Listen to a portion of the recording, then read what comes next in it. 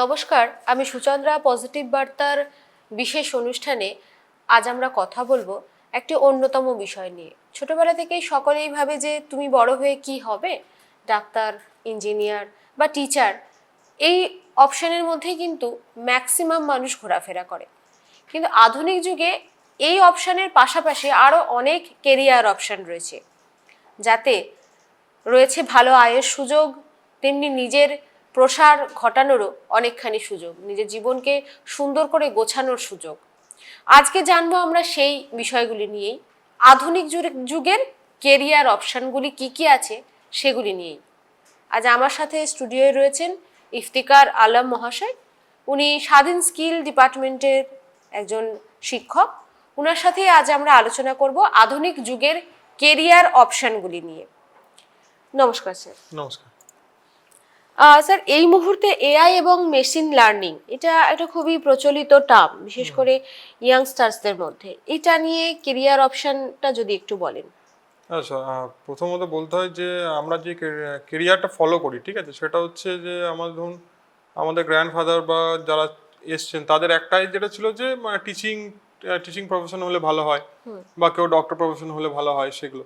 কিন্তু এখনকার যুগের যে আমরা যেটা জেনজি বলি, যে ছেলে মেয়েরা আছে, ঠিক আছে, তারা মানে এইটাকে তো করছেই, তার সাথে সাথে হয়তো ধরুন যখন আমরা কম্পিউটার শিখতাম তখন ওটাকে একটা জাস্ট প্যাশন হিসেবে নিত, বা হয়তো একটা লিজার টাইমে কি করবে তার জন্য হয়তো একটু কম্পিউটার শিখছে। কিন্তু এখন কম্পিউটারটা এখন একটা মানে জবের ক্ষেত্রে একটা বড় পার্ট হয়ে দাঁড়িয়েছে। কারণ আপনি যদি সিভিতে একটা কম্পিউটারের ব্যাপারটা উল্লেখ না থাকে যে আপনি স্কিল নেই কম্পিউটারে কিছু, তাহলে আপনার হয়তো যতই আপনার সার্টিফিকেট থাকুক বা মেডেল থাকুক, সেখানে হয়তো নিতে ইতস্তত বোধ করে আপনাকে। কারণ যে কোনো জায়গায় কম্পিউটার এখন গুরুত্বপূর্ণ। আর কম্পিউটার যেহেতু প্রচলিত হয়ে গেছে, তার সাথে সাথে এআই চলে এসছে। যেমন এখন চ্যাট জিপিটিতে আমরা ইউজ করি, বা এখন ডিপসিক এআই যেগুলো আছে আস্তে আস্তে। তো এইভাবে মেশিন লার্নিং এর মাধ্যমে আমরা কেরিয়ার অপশনটাকে বাছার চেষ্টা করি। আর এখন এটা নিয়ে এখন বহু মানুষের রোজগার করে খাচ্ছে। আর রোজগার মানে এমন নয় যে হয়তো মাসে হয়তো যা সার্ভাইভ করার মতো আমি হয়তো ইনকাম করছি, তা নয়। মানে সার্ভাইভের থেকে অনেক হয়তো নিজের আশা ইচ্ছা পূরণ করার জন্য বহু কিছু করছে সেই টাকা দিয়ে, যেটা হয়তো একটা মনে করুন বলতে নেই, কথাটা খারাপ হবে, কারণ গভর্নমেন্ট এমপ্লয়ির তুলনায় হয়তো অনেক বেশি হচ্ছে, ঠিক আছে। যেটা আমরা সবসময় ভেবে থাকি যে মানে গভর্নমেন্ট চাকরিটাই হয়তো শেষ চাকরি, আর কোথাও কিছু নেই। কিন্তু সেটা তারা প্রমাণ করে দিচ্ছে যে না, ওটার মাধ্যমেও অনেক কিছু ইনকাম করা যায়।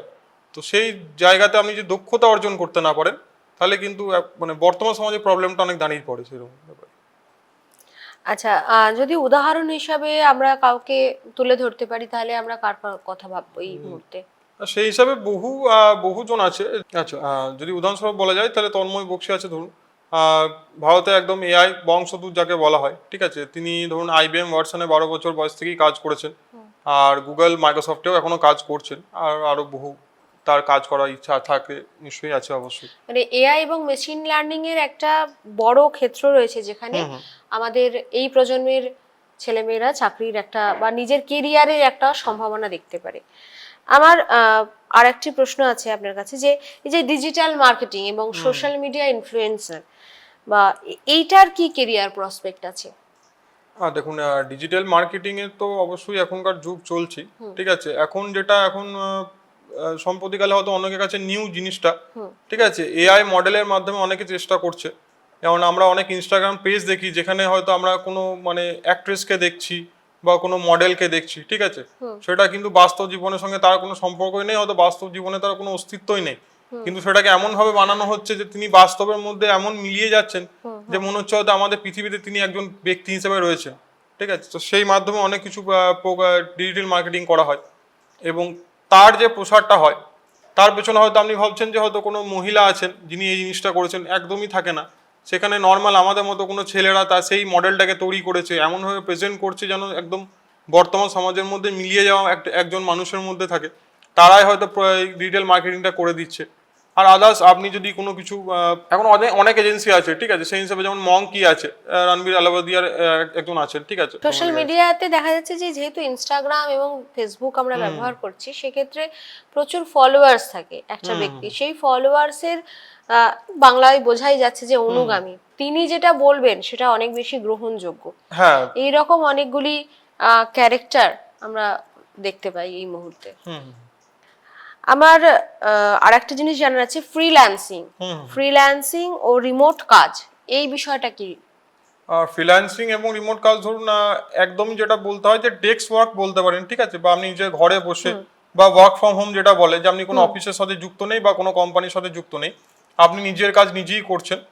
আর একটা যেটা বলতে পারে যেমন অনেক ফ্রিল্যান্সিং যেমন সাইট আছে, যেমন আপওয়ার্ক আছে, ফাইবার আছে, টপটাল আছে, তারপরে নর্মাল ফ্রিল্যান্সার যেমন ওয়ার্ড আছে সেই ওয়ার্ডেও একটা সাইট আছে যেখানে কি বিভিন্ন মানুষ নিজেকে এনরোল করেন এবং সেখানে বহু অন্য মানুষরা থাকেন যারা কাজ বুঝে নেন আপনার কাছে। তো আপনি কাজ দেবেন, ওনারা কাজ দেবেন আর আপনি কাজটা করে দেবেন। এবার তার একটা নির্দিষ্ট একটা আপনার পারিশ্রমিক সবসময় থাকে, আচ্ছা। আর একটা টাইম বাউন্ড থাকে যেটার মধ্যে আপনাকে করতে হবে, ঠিক আছে। সেখানে আপনি কন্টেন্ট রাইটিংও করতে পারেন, আপনি যে কোনো রিটেল মার্কেটিং থেকে শুরু করে যে কোনো মানে তার যেটুকু দরকার সেটুকু ফ্রিল্যান্সে বহু আপনার ফ্রিল্যান্সার পাওয়া যায় যে পুরো জিনিসটাকে আপনার আয়তা নিয়ে চলে আসে। এই যেমন কন্টেন্ট রাইটিংটা থাকে, বা হয়তো আপনার স্কুলের কোনো প্রজেক্ট ওয়ার্ক আছে সেটা আপনি হয়তো করতে গিয়ে ইতস্তত বোধ করছেন বা কারোর সময় হচ্ছে না, আমি হেল্প দরকার, সেখানেও বহু ব্যক্তি থাকে যারা আপনাদেরকে হেল্প করে দেবে। এই যেমন এখনকার দিনে কমন ব্যাপার পাওয়ার পয়েন্ট প্রেজেন্টেশন, এটাই অনেকে এখন হয়তো বুঝে উঠতে পারে না যে কি করে করব। সেটা হয়তো কিছু একটা অল্প পারিশ্রমিকের মাধ্যমে সেই ছেলেরা করে দেয়, বা ছেলে মেয়েরা যে স্টুডেন্টগুলো তাদের নিজের পড়াশোনার খরচা চালায় তারাও ওখানে এনরোল করে, বা এটাকেও অনেকে আর্নিং হিসাবে নিয়ে নিয়েছে, মান্থলি আর্নিং হিসাবে, যে এটা থেকে আমি অনেক রোজগার করবো যাতে আমাকে অন্য কোথাও দেখতে না হয়। তো এইভাবেও অনেক কিছু হয়। ই কমার্স আর কন্টেন্ট ক্রিয়েটারের কাজটা কি আছে?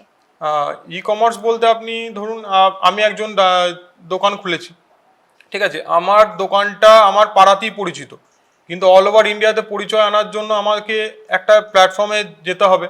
সেই প্ল্যাটফর্মগুলো কি কি, অ্যামাজন থাকে, ফ্লিপকার্ট থাকে, মিশো থাকে, আরো অনেক কিছু আছে, যেমন উড়ান আছে, মানে নাম বহুত আছে, ঠিক আছে, অনেক আছে, সেগুলো আপনি নিতেও পারবেন না, অনেক নাম আছে যারা এই ছোটখাটো ব্যবসায়ীদেরকে হেল্প করেন নিজের প্রোডাক্টকে মানে এনলিস্ট করার জন্য বা নিজের প্রোডাক্টের প্রচার করার জন্য।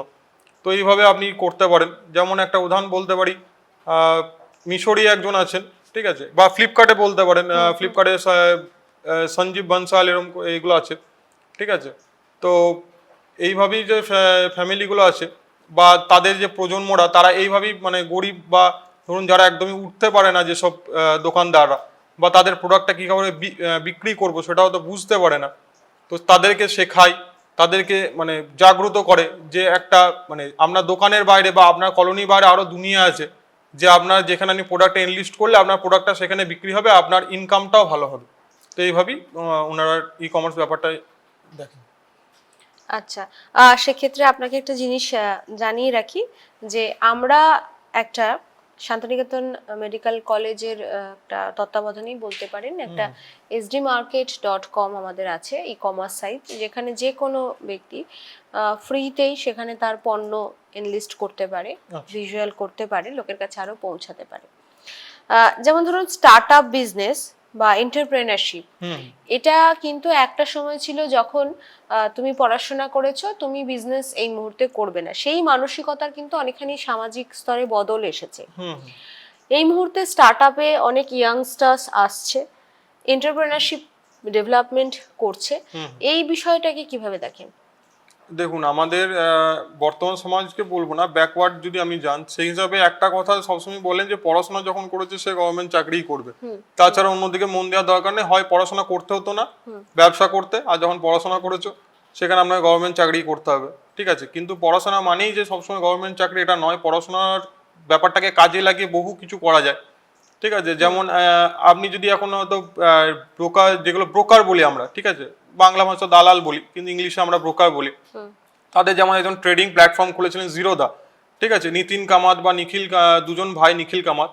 তো তারা কি করেছে, তারা যেমন অনেক ইনভেস্টর যেগুলো থাকে যারা কি যে একটা কি বলে পার্সেন্টেজ দেখে বা তার একটা গ্রোথ দেখে একটা কোম্পানির উপর, ঠিক আছে, তারপরে তারা ইনভেস্ট করে।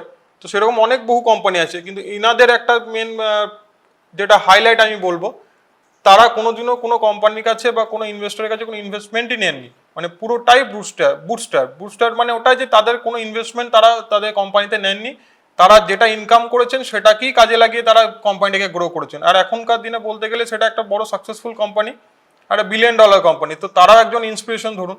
তার মানে এটা নয় যে আপনি আপনার দরকারে আপনি ইনভেস্টমেন্ট নেবেন না, তো আপনার প্যাশনটাকে ফলো করতে করতে আপনি করতে পারেন, ঠিক আছে, কিন্তু এইসব মানুষকে ইন্সপিরেশন হিসেবে নেওয়াটা অনেকটাই জরুরি। এই মুহূর্তে গ্রিন জবস বা সাস্টেনেবিলিটি এটার উপরেও কিন্তু অনেকে ইন্টারেস্টেড। সেটা কি রকম ধরনের কেরিয়ার অপশন হতে পারে? দেখুন, বর্তমান সমাজে গ্লোবাল ওয়ার্মিং তো বেড়েছে, ঠিক আছে? তো মানুষ হিসাবে একটা কর্তব্য সবসময় থেকে যায়, কারণ মানুষের মানে মরণ আছেই, কিন্তু তার সাথে তার মানে চলে যাওয়ার আগে যে কর্তব্যটা থাকে যে পৃথিবীটাকে সুন্দরভাবে রাখবো। তো এরকম ধরুন একটা কোম্পানি আছে বেয়ার নেসেসিটিস, তো তারা এই দায়িত্বটা নিয়েছেন। তারা কি করেন যে জিরো ওয়েস্টে বিশ্বাস করেন, এবং একদম যেটা আপনি বলতে পারেন যে আর্থলি প্রোডাক্ট, মানে একদম মানে জমি থেকে জুড়ে যে প্রোডাক্টগুলো তৈরি করেন তারা, তো সেইগুলো তারা তৈরি করেন এবং তারা ব্যবসার হিসাবে এটাকে লক্ষ্য করে নিয়ে গেছেন। তো এগুলো হতে পারে। আরো যেমন আছেন রেয়ার প্ল্যানেট আছে, ঠিক আছে? বহু ক্ষুদ্র ক্ষুদ্র জিনিস বা ক্ষুদ্র ক্ষুদ্র মাটির জিনিস এগুলো তারা তৈরি করেন। কারণ আমরা সবসময় জানি যে প্লাস্টিক বায়োডিগ্রেডেবল হয় না, ঠিক আছে? তো মাটির জিনিস বায়োডিগ্রেডেবল, সেই জন্য রেয়ার প্ল্যানেটও একজন ধরুন একজন সাকসেসফুল কোম্পানি। তারা ধরুন বলতে পারেন মাসে যখন তারা 4 লাখ করতো, এখন তাদের ইনকামটা 4 কোটি টাকা হয়ে গেছে মাসে। তো মানুষ একটু সচেতন হয়েছে, সেই জন্যই তাদের ব্যবসাটা বাড়ছে। এটাও একটা লক্ষ্য দেখতে হবে আপনাকে। আর এগুলি এমনি থাকে। আচ্ছা, হেলথ টেক ও বায়োটেক এর ফিউচার কেমন? হেলথ টেক আর বায়োটেক, মানুষ আছে তার রোগ হবে, এটা সবাই ভালো করেই জানে, ঠিক আছে? মানুষকে যেতে হলে মানুষের একটা রোগ সবসময় থাকে, না হলে মানুষ এই পৃথিবী ছেড়ে যেতে পারে না, এটা বাস্তব কথা, ঠিক আছে? তার মাঝেও ধরুন অনেক কোম্পানি আছে, যেমন প্র্যাক্টো কি করে, প্র্যাক্টো হচ্ছে ডক্টর কনসালটেশনটা দেয়, তার সাথে সাথে আপনাকে ওষুধ দেয়। ডক্টর কনসালটেশনটা কিরকম, যে আপনার হয়তো এমার্জেন্সি কোনো আপনার ডক্টর লাগবে, কিন্তু রাতের বেলা হয়তো রাত 1টা বাজছে, আপনি কোনো ডক্টর পাচ্ছেন না, তখন আপনি ডাইরেক্ট ইন্টারনেটের থ্রু আপনি কনসাল্ট করে নিলেন যে আমরা কতটুকু ফার্স্ট এডটা নিতে পারবো, কতটুকু আমরা, তারপরে আপনি কোনো হসপিটালে ভর্তি করলেন, তারপরে তার চিকিৎসা চালু হলো। যেমন ট্রুমেডস আছে, ট্রুমেডসে আপনার ধরুন আমি পার্সোনালি ইউজ করি ট্রুমেডস, কারণ ওখানে একটু ওষুধের দামটা কম হয়, ঠিক আছে? সবাই হয়তো মনে করুন বেশি দামে নিতে পারে না ওষুধগুলো, বা জেনুইন ওষুধ কিনা সেটা বুঝতে পারে না, তো এইসব প্ল্যাটফর্মগুলো সেই অ্যাভেলেবিলিটিটা করে দেয় সেই ওষুধের জন্য। যেমন ফার্মিজি আছে, আর নেটমেডস থাকে, তো এইগুলো যেমন এগুলো সব হেলথ রিলেটেড সেক্টরের ওপরে কাজ করে তারা, এবং তার সাথে সাথে তারা কি করেছে, ডক্টর কনসালটেশন ব্যাপারটাকেও লক্ষ্য রেখেছে তারা। আর আপনি যদি এটাও দেখতে পারেন, তাদের এখন নতুন যেটা তারা শুরু করে, সেটা হচ্ছে যে বিভিন্ন রোগের যেগুলো থাকে সেগুলোর উপরে একটা ওষুধ লিখে দেওয়া, বা প্রেসক্রিপশন তৈরি করা, বা তাদের কম্পোজিশন কি, তার সাথে অন্য ওষুধে একটা কম্পেয়ার করা যে এটার সাথে কতটা ভালো কি না, সেটাও তারা দেখিয়ে দেয় তাদের অ্যাপের মাধ্যমে। ওকে, ডেটা অ্যানালিটিক্স আর ক্লাউড কম্পিউটিং এটা কিরকম ধরনের অপশন, কেরিয়ার অপশনের ক্ষেত্রে? ডেটা অ্যানালিটিক্স এবং ক্লাউড কম্পিউটিং এগুলো তো সবসময় ভালো থাকে চাকরি হিসাবে। যেমন AWS আছে, ঠিক আছে? SQL আছে। AWSটা কি হচ্ছে, অ্যামাজন ওয়েব সার্ভিস হিসাবে থাকা যায়, ঠিক আছে? ক্লাউড কম্পিউটিং যেমন আমরা গুগল ড্রাইভ ইউজ করি, এগুলো একটা ক্লাউডের মাধ্যমে ধরুন। তার কাজ কি, সেটা হচ্ছে যে আপনার ফোনের যে স্টোরেজটা আপনার থাকে সেটা হয়তো ফুল হয়ে গেলে তারা এক্সট্রা স্টোরেজ প্রোভাইড করে, যেটা আপনি ব্যাকআপ হিসাবে রাখতে পারেন, এবং পরবর্তীকালে আপনার যদি কোনোদিনও ফোনটা চুরি হয়ে যায় বা কোনো কারণে ফোনটা নষ্ট হয়ে যায়, সেখান থেকে আপনি ব্যাকআপটা, আপনার ইম্পর্টেন্স ব্যাকআপগুলো নিয়ে নিতে পারেন, সেগুলো এইভাবেই সার্ভিসটা প্রোভাইড করে তার। ট্র্যাডিশনাল ভার্সেস নন ট্র্যাডিশনাল কেরিয়ার অপশন, এগুলো যদি একটু আলোচনা করে দেন। প্রথমে যেটা বললাম না, ট্র্যাডিশনাল মানে ওটাই যে পড়াশোনা করলেই গভর্নমেন্ট জব করতে হবে, যে পড়াশোনাটাকে কাজে লাগিয়ে যে আমি অন্য কোনো জিনিসে আমি তাকে নিযুক্ত করব, সেটা হয়তো এখনকার বাবা মারা বুঝতে চান না, বা হয়তো এটা ভয় করেন যে তার ছেলেমেয়েরা হয়তো ভবিষ্যতে এটা নিয়ে কেরিয়ার করতে পারবে না। কারণ সব বাবা মারা সত্যি কথা বলতে এটা চাই যে তাদের ছেলেমেয়েরা সবসময় সাকসেসফুল হোক, এবং কোনো বাবা মা যদি অত্যন্ত গরিব অবস্থা থেকে তাদের ছেলেদেরকে পড়াশোনা করান, তারা কোনোদিনও চাইবেন না যে তাদের ছেলেরা গরিব থাকুন। সুতরাং একটা গরিব ফ্যামিলি সবসময় টার্গেট থাকে যে আমি একটা ছেলেকে গভর্নমেন্ট চাকরিতেই দেখতে চাই। কিন্তু তার সাথে সাথে যেমন আমরা ধরুন এখনকার দিনে ভুবন বামকে দেখছি, ঠিক আছে? তিনি গান করতেন, তিনি এখন কমেডি করছেন, তার নিজস্ব ওয়েব সিরিজ আসছে যেগুলো হিট হচ্ছে। তার মানে এটাও বোঝা গেল যে তিনি গান করতে করতে কমেডিতে এসেছেন, তার সাথে সাথে অ্যাক্টিংয়েও চলে গেছেন। যেমন কপিল শর্মাকে দেখুন, বা এখন স্ট্যান্ড আপ কমেডিগুলো যেগুলো উঠেছে, তারাও আস্তে আস্তে এই জিনিসে আসছে। তো এইগুলো আমরা ধরি নন ট্র্যাডিশনাল কেরিয়ার, যেগুলো একটু প্যাশনকে ফলো করে আমরা কেরিয়ারটা তৈরি করার চেষ্টা করি। দুটোই ঠিক আছে, কিন্তু নিজের ইচ্ছাটা যতটুকু থাকবে সবসময় কোনো কাজে, সেটাই আমার সবসময় থাকা ভালো উচিত। ওকে, খুব ভালো লাগলো আপনার সাথে কথা বলে, কারণ আজকে আমরা অনেকগুলি কেরিয়ার অপশন নিয়ে আলোচনা করলাম। আশা রাখি সকলের আপনাদের এই আলোচনাটি কাজে আসবে, কারণ আমরা প্রত্যেকেই কিন্তু ট্র্যাডিশনাল যে কেরিয়ার অপশন সেটাকে ফলো করে এগিয়ে যাচ্ছি, কিন্তু এই মুহূর্তে আমাদের হাতের কাছে অনেক ধরনের অপশন রয়েছে এবং আমরা বুঝতেও পারি না যে সেই অপশনগুলি কিভাবে আমরা নেব। সেই নিয়েই আজকের আমাদের ছিল আলোচনা। আশা করব যে যারা ভাবছেন যে আমি ট্র্যাডিশনাল কেরিয়ারের বাইরে গিয়ে কিছু চিন্তা ভাবনা করব, অন্য কিছুকে নিজের কেরিয়ার নিয়ে বেছে নেব, তাদের জন্য এই আলোচনাটি খুবই উপকারে আসবে। সকলে ভালো থাকবেন, সুস্থ থাকবেন, পজিটিভিটির সঙ্গে থাকবেন। নমস্কার।